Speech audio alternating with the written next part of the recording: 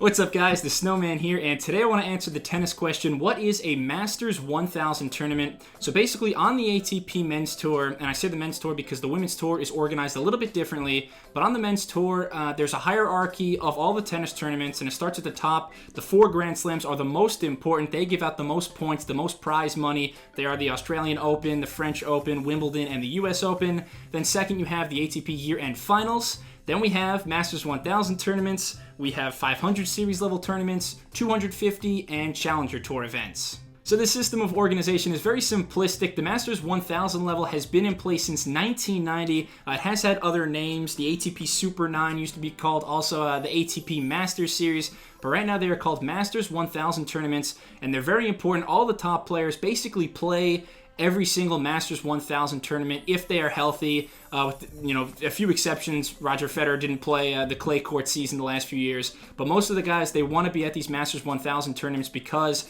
they give a ton of prize money. They go a long way in terms of ranking points, and they have a lot of prestige.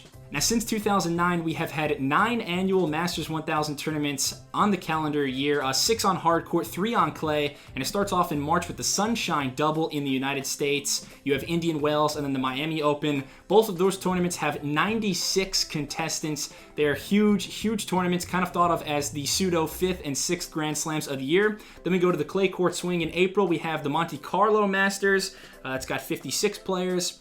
In May, we have the Madrid Open and the Italian Open. Again, both of those tournaments on clay and with 56 each. Then in August, we have the US Open Series, so 2 more Masters 1000s back-to-back with the Canadian Open, which alternates being in Montreal and Toronto every year, and Cincinnati. Both of those also 56 contestants. And then in October, finally, we have Shanghai and Paris. Paris, the only one of the smallest Masters 1000 tournament. It only has 48 players.